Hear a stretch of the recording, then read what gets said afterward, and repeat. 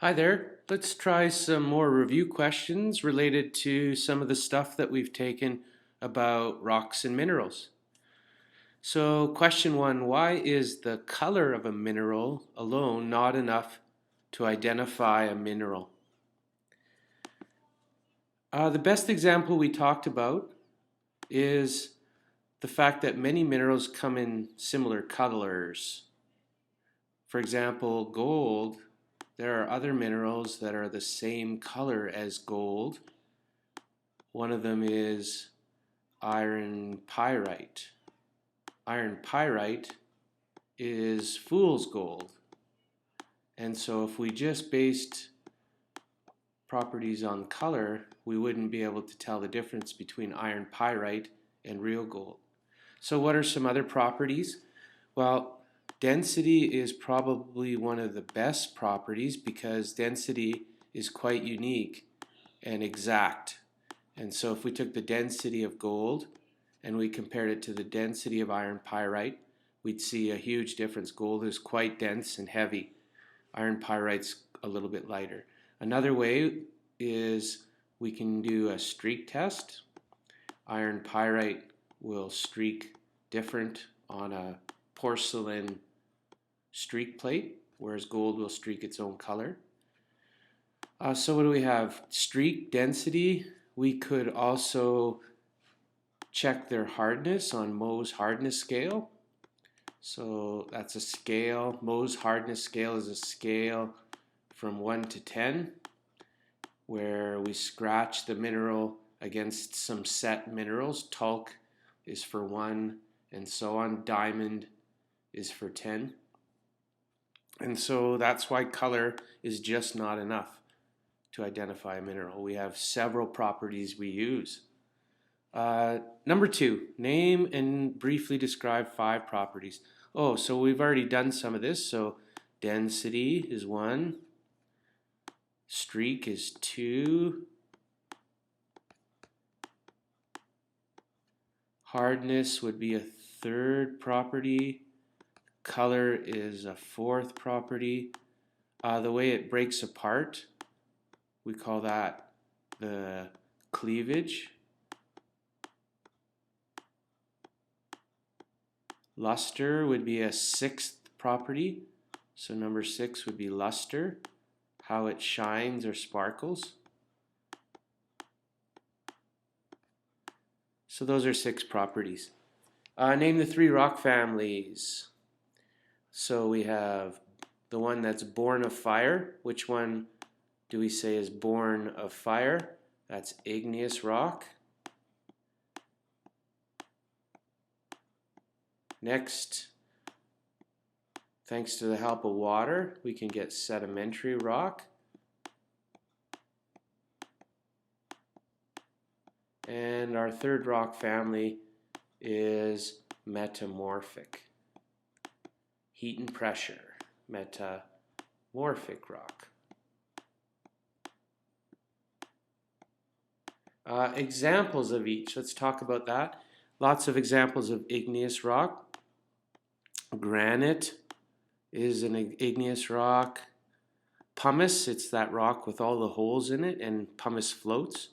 So pumice is an igneous rock. Obsidian, that's volcanic glass. Sedimentary, lots of stones. Sandstone, limestone, mudstone. Shale is also a sedimentary rock.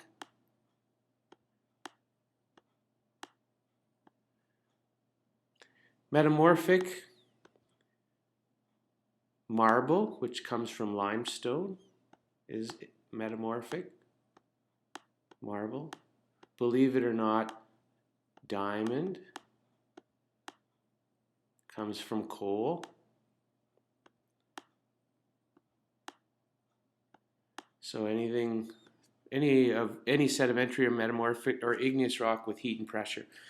The rock cycle. So when we take these 3 rocks, sedimentary, igneous, and metamorphic, we can have one change into the other. So we can have igneous rock like granite melt down, and with heat and pressure, we can get metamorphic.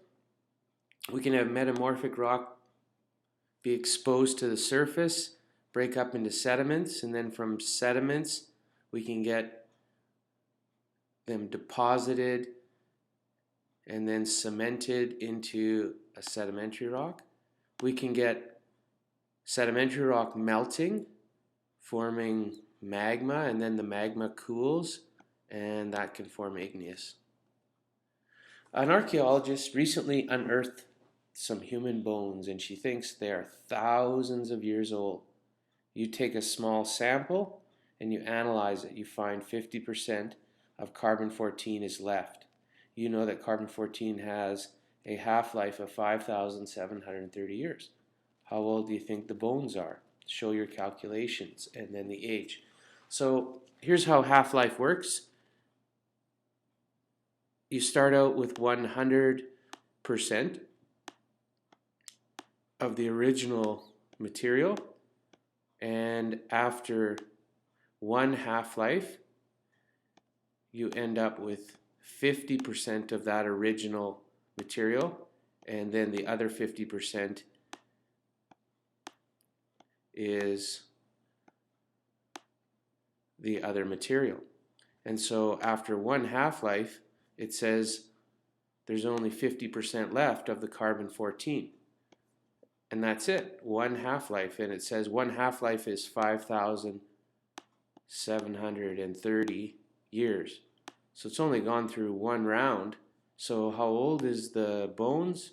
The bones aren't very old at all. 5,730 years old. So in essence, you know, they are thousands of years old, but not as old as most dinosaur and other remains. According to the theory of plate tectonics, what is moving the continents? So we have crustal plates broken up into almost like puzzle pieces. The oceanic plate, the Eurasian plate, the Pacific plate. And underneath there, if we know the structure of the Earth is made of a tiny bit of crust, which are plates. And below the crust is a really thick layer called the mantle. And part of the mantle is liquid. And this liquid portion undergoes convection currents, and it's these convection currents that move the tectonic plates around, and it's what causes mountain building, earthquakes, volcanoes to form and erupt. How is the distance from a seismograph and earthquake related? Well, here's what happens. There are three types of waves that arrive at the seismograph. The piece of paper that the seismograph squiggles on, the piece of paper that I'm drawing on right now, it's called a seismogram. And on the seismogram, you'll get sort of big squiggles every once in a while. You'll get, and then there'll be a sort of, and then another squiggle. These are the different seismic waves, and the first big squiggle or squiggle you'll see are the fastest moving waves, which are the P waves. Then the second squiggles will be the S waves, and then sometimes the third squiggles will be the surface waves or L waves. The distance between the P and S waves, the shorter this distance, the closer the earthquake is. So if this was time 14 seconds, and this was recorded at time 1 minute exactly, then that's 46 seconds difference. Compare that to another one where the P waves arrive and then nothing, and then the S waves arrive, and let's say this is time 14 and this is time for the S waves to be 40. Which earthquake is closer to which earthquake recording station would be closer to the epicenter? Well, it'd be this one, because the difference here, 40 minus 14, that's 26 seconds, whereas this one is 46 seconds. So it's farther away. True and false. In the space provided, indicate whether each statement is true or false. Radiocarbon dating uses carbon as its parent material to find the age of fossils, bones, and wood that are up to 500,000 years old. That's probably false, and the reason being is carbon dating usually only occurs, one half-life is about 5,000 years. So whereas uranium might be a better device to use for finding the age of really old fossils, because one half-life for uranium takes a long time, whereas this one half-life for carbon-14, for example, is only 5,730 years. It's not very long. So we wouldn't be able to use that because we'd run out by the time we get down to like 6 half-lives. Radiometric and radiocarbon dating are both examples of absolute dating.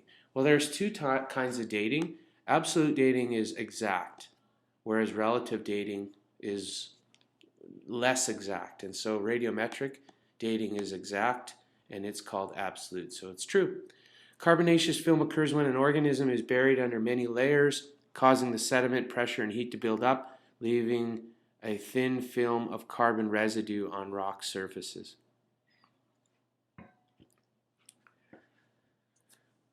I guess it's true. The reason I'm hesitating is because the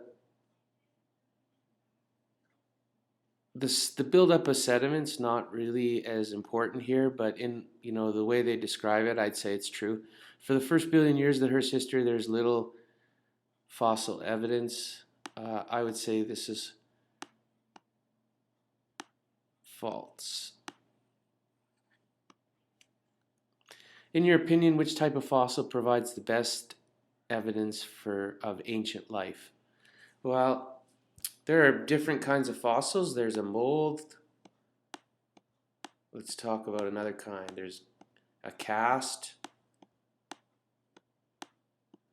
There's trace fossils, which means footprints or some other evidence. And then there's original remains. Original remains means that the entire organism was left behind. For example, they found a woolly mammoth frozen in the Arctic, or a mosquito, its whole body with its blood and everything stuck in amber. This original remains, like in Jurassic Park, is very valuable because you have most of the organism intact with its, organs and flesh that we could actually do DNA testing on. So original remains is very valuable, much better than the others, which are basically just copies of sediment or sediment of made copies. The theory of superposition, it is a way for us to relative date something, so by comparing. And it states that as rock layers are laid down, the lower down you go in the rock layers, the older the rock layer is. So these rock layers lower down are older, and these ones are younger, according to the theory of superposition. So these are younger. Unless you get this, which is called an igneous intrusion, it will melt and come after. So these layers would have had to been laid down first, and then the igneous intrusion would show up after to melt up to this layer. So if we had to order these rock layers, this one would be the oldest right here, then this one, and so on. And then the igneous intrusion would be younger. So this would be let's say there are how many layers? 1, 2, 3, 4, 5, 6, 7, 7 layers.